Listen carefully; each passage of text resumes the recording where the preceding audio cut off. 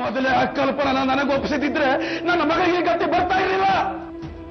ಬಿಡಲ್ಲ, ಯಾರು ಬಿಡಲ್ಲ ನಾನು. ಕಲ್ಪನಾ ಇಲ್ಲಿಗೆ ಬರೋದಕ್ಕೆ ಯಾರು ಕಾರಣ? ನೀವೇ. ನೀವು ಚಂದ್ರಗಿರಿಗೆ ಹೋಗದೆ ಇದ್ದಿದ್ರೆ, ಹರಿ ನಿಮ್ ಜೊತೆ ಚಂದ್ರಗಿರಿಗೆ ಬರ್ದೇ ಇದ್ದಿದ್ರೆ ಇದ್ಯಾವುದು ನಡೀತಾ ಇರ್ಲಿಲ್ಲ.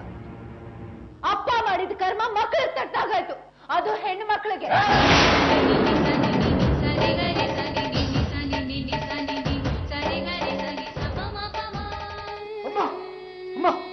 ಕಲ್ಪನಾ ಇಲ್ಲಮ್ಮ, ಕಲ್ಪನನ್ ಕರ್ಕೊಂಡೋಗಿ ಅಮಿತನ್ ಕರ್ಕೊಂಡ್ಬನ್ನಿ ಅಂತ ತಾನೇ ನೀನ್ ಅಪ್ಪಂಗೆ ಹೇಳಿದ್ದು. ಇನ್ಮೇಲೆ ಕಲ್ಪನಾ ವಿಷಯ ಮಾತಾಡ್ಕೊಂಡು ಅವಳಿಂದಾಗೆ ನಮ್ಮನೆಗೆ ಗ್ರಹಚಾರ ಬಂದಿದ್ದು. ಅವಳ ವಿಷಯ ಎತ್ಕೊಡುದು ನೀನು. ಅವಳು ನನ್ನ ಹೆಂಡತಿ, ಅವಳು ಬೇಕೇ ಬೇಕು ನಂಗೆ. ಅವಳು ಬೇಕೇ ಬೇಕು. ಕಲ್ಪ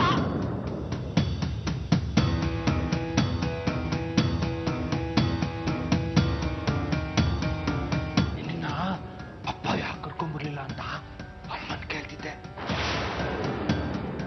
ಎಲ್ಲಿದ್ದೆ ನೀನ? ಕಾರಲ್ಲಿ ಇಲ್ಲೇ ಇಲ್ಲ.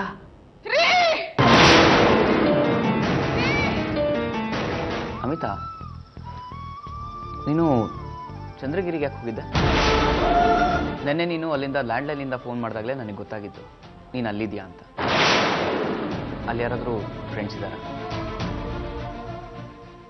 ಇಲ್ಲ, ಒಬ್ರು ಪರಿಚಯದವರು ಇದ್ದಾರೆ. ಅಮಿತಾ, ಯಾಕೆ ಇಷ್ಟೊಂದು ಡಲ್ ಆಗಿದ್ಯಾ? ಟ್ರಾವೆಲ್ ಮಾಡಿದ್ದು ಸುಸ್ತ? ತುಂಬಾ ಸುಸ್ತಾಗಿದೆ ಪ್ರಣವ್. ಸರಿ, ಹಾಗಾದ್ರೆ ನೀನು ಫ್ರೆಶ್ ಆಗಿ ರೆಸ್ಟ್ ತಗೋ.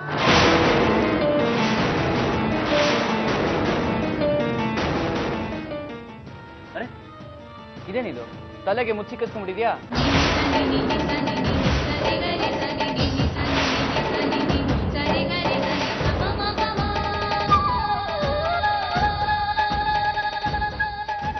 ಏನ್ರಿ ಇದೆಲ್ಲ? ಇವತ್ತಿನ ಪೇಪರ್ ನೋಡಿದ್ರ? ಚಂದ್ರಗಿರಿಯಲ್ಲಿ ಮತ್ತೆ ದೇವದಾಸಿ ಪದ್ಧತಿ. ನಮ್ಮ ಮುಖಕ್ಕೆ ಸರಿಯಾಗಿ ಮಂಗಳಾರತಿ ಮಾಡಿದ್ದಾರೆ ಪೇಪರ್ನವರು. ಸರ್, ಅದು ಅಲ್ಲಿ ನಡೆದಿದ್ದು ಬರೀ ಪೂಜೆ ಸರ್. ಪೂಜೆ ನಡೆದಿದ್ದು ನನಗೆ DC ಸಾಹೇಬರಿಂದ. ರೀ, ಹೋದ್ ಸತ್ತಿ ಹುಣ್ಣಿಮೆಲ್ಲೂ ಹೀಗೆ ಹೇಳಿದ್ರಿ ನೀವು, ಅಲ್ಲೇನು ನಡೆದಿಲ್ಲ, ಬರೀ ಮದುವೆ ಅಂತ. ಈ ಸಾರಿ ಕೊಲೆ ಪ್ರಯತ್ನ ನಡೆದಿದೆಯಲ್ರಿ, ಅದು ದೇವಸ್ಥಾನದ ಮುಖ್ಯಸ್ಥನ ಮೇಲೆ. ಸರ್, ಅದಕ್ಕೂ ಇದಕ್ಕೆ ಸಂಬಂಧ ಇಲ್ಲ ಸರ್. ಇದು ಈ ಪೇಪರ್ನವರು ಸುಮ್ಮನೆ ಬಣ್ಣ ಕಟ್ಟಿದ್ದಾರೆ ಸರ್. ಬಣ್ಣ ಕಟ್ಟೋಕ್ ಬಿಟ್ಟವ್ರು ಯಾರು? ನೀವು ತಾನೇ. ನಿಮ್ಮ ಬೇಜವಾಬ್ದಾರಿತನಾನೇ ಇದಕ್ಕೆಲ್ಲ ಕಾರಣ. DC ನನ್ನ ಎಕ್ಸ್ಪ್ಲನೇಷನ್ ಕೇಳಿದ್ದಾರೆ, ಪೂರ್ತಿ ವಿವರ ಬೇಕು. ಅದೇನ್ ಮಾಡ್ತಿರೋ ಮಾಡಿ. ಸರಿ ಸರ್. ಹೇಳ್ರಿ ಸಾಹೇಬ್ರ. ಕಳಪ, ಏನೇ ಇದು? ಚಂದ್ರಗಿರಿ ನ್ಯೂಸ್ DC ವರೆಗೂ ಹೋಗಿದೆ. ಪೇಪರ್ ನೋಡಿ ಉಗಿದ್ರು. ಇವತ್ತು ತಹಸೀಲ್ದಾರ್ ಎನ್ಕ್ವೈರಿ ಮಾಡಕ್ಕೆ DC ಬರ್ತಾ ಇದಾರಂತೆ. ಹೌದೇನೋ? ನಾವೇನ್ ಮಾಡ್ಬೇಕು ಹೇಳ್ರಿ ಸಾಹೇಬ್ರ? ಆ ಮುಕ್ತೇಶ್ವರ ರಂಗಣ್ಣ ಹೇಗಿದ್ದಾರೆ? ಮಾತಾಡ್ತಾರ್ರಿ, ಆದ್ರ ಹೊಟ್ಟಿಗೆ ಕತ್ತಿ ಪೆಟ್ಟು ಬಿದ್ದೈತಲ್ಲ, ಅದಕ್ಕ ಮಲಗಿದಲ್ಲಿ ಹೇಳಂಗಿಲ್ರಿ. ನೋಡು, ಅವ್ರನ್ನ ನೋಡಿ ಮಾತಾಡ್ಸಕ್ ಬರ್ಬೋದು, ಅಪ್ಪಿ ತಪ್ಪಿ ಕೂಡ ದೇವದಾಸಿ ಪದ್ಧತಿ ನಡೀತು ಅಂತ ಬರಬಾರ್ದು.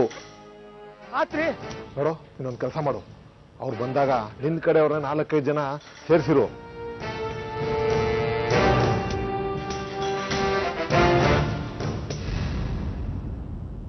ತಂದೆ ಮಾಡಿದ ತಪ್ಪಿಗೆ ಆ ಮಗುಗ್ ಶಿಕ್ಷೆನ, ನ್ಯಾಯನ. ಅದು ಅಪ್ಪ ಮಾಡಿದ ತಪ್ಪಲ್ಲ, ಇದೆಲ್ಲ ಆಗಿದ್ದು ನಿನ್ನ ಕೂಲ ಪುತ್ರನಿಂದ. ಹಾ, ಅವನಿಂದಲೇ.